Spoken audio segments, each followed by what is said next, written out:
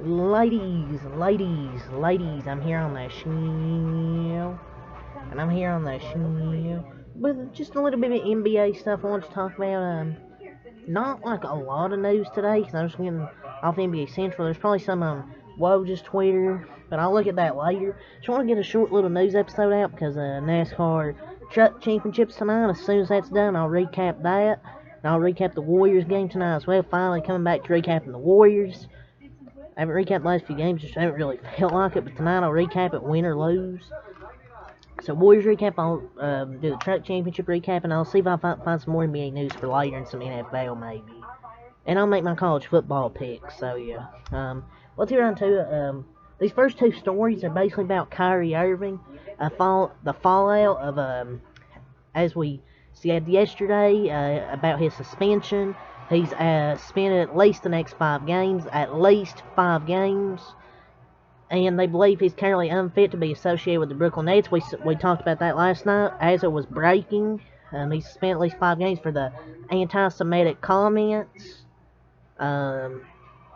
He released like some type of apology saying, "Oh, he should have known better."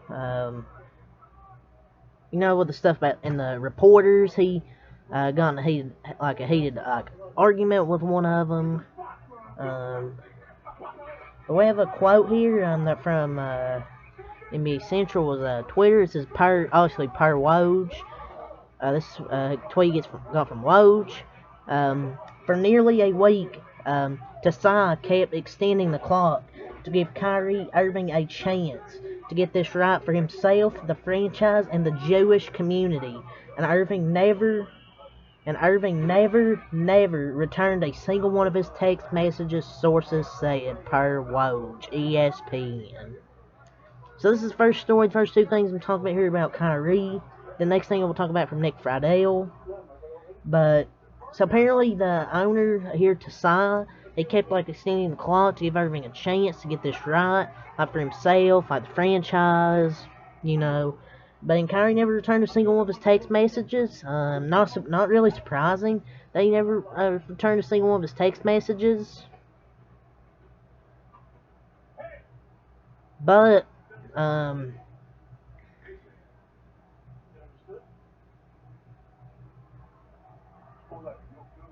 Joe Tasai, he funded Chinese genocide. I mean, it's kind of a little bit hypocritical from Joe Tasai.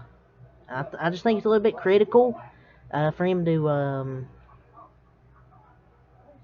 call out Kyrie or be like you're a little bit hypocritical when you've done that and you criticize Kyrie. I personally understand criticizing Kyrie if it's somebody else, but it's kind of hypocritical coming from Joe Tasai.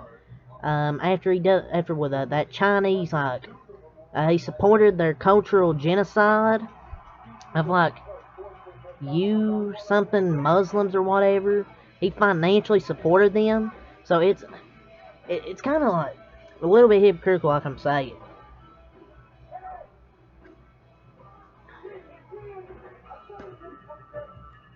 But if it was somebody else calling him out, I think people would receive this well,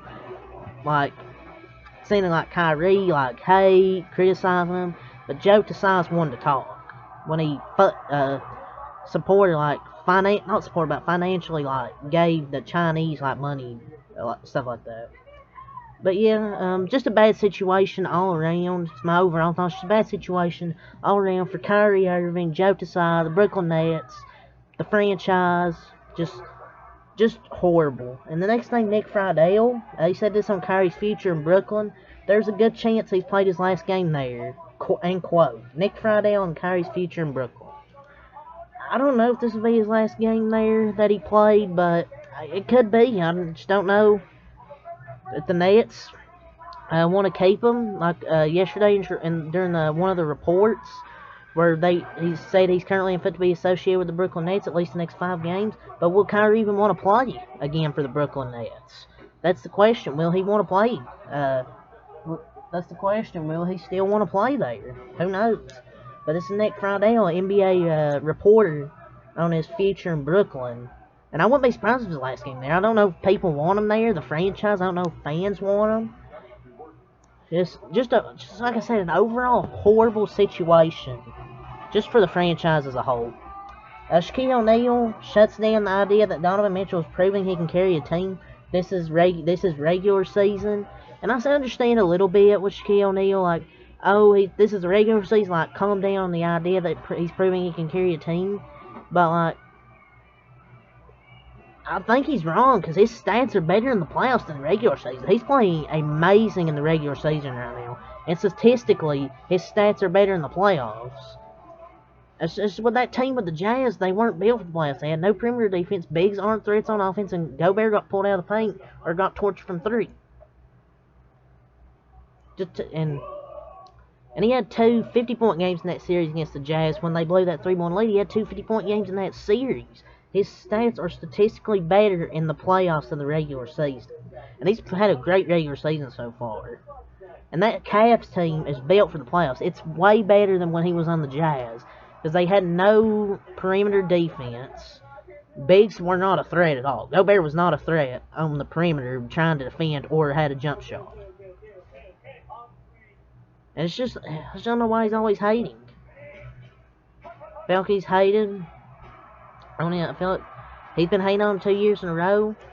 It is the regular season. There's no denying that. But this is a very encouraging start for that team and for Donovan Mitchell in Cleveland, which was a great move in the offseason. Playoffs is the real test, though. So, yeah, we'll see. Jury is still out where they can be the best player in a legitimate championship contending team. But they got a really good fucking team. With Darius Garland, Jared Allen, Kevin Love's played pretty good. So that team's really good, though. But the point's irrelevant. The team has really good pieces to where he shouldn't have to carry every game. So, yeah. SGA this season has been up 32.3 points per game, 6.3 assists per game, 4.7 rebounds per game, 2.4 steals per game, 1.1 blocks per game, 54.5% field goal percentage, 98.1 free throw percentage. Absurd numbers. SGA has been phenomenal this year. Their franchise player. So that team's going to be good for the future. When Chet comes back next year after this injury, SGA, Giddey, they're going to have a good young team, including with all those first-round picks they have. So this is a good team led by SGA, averaging putting up great numbers this year. Michelle Johnson says Miles Bridges needs more serious help than jail time. I feel he needs more serious help like therapy and drug shit. Someone that was domestically assaulted by Miles Bridges. She posted stuff on Instagram where she was beat, her face with bruises. And I saw some comments saying, "Oh, she looks a little bit different." Of course, you're gonna look different with without your face beat up in a fucking hospital. But Miles Bridges, I feel like he should have got jail time. He got let off real easy. Just 3 years probation, no jail time. That's when you know it's celeb privilege. Just these celebs that do this shit should not just get the privilege just because they're a celebrity or a athlete. It's just getting that athlete privilege is Mr. Bridges. But yeah, I know she looked different in the video, but it's way different when you're a few months later after you're gonna look different when you're not beat up with your face is not fucking bruised up. But why does that even matter? You gotta listen to the fucking video, like. Twitter's just toxic. But yeah, that's all I'll say for this NBA video, ladies and gentlemen. Until next time, Alcohol. Peace.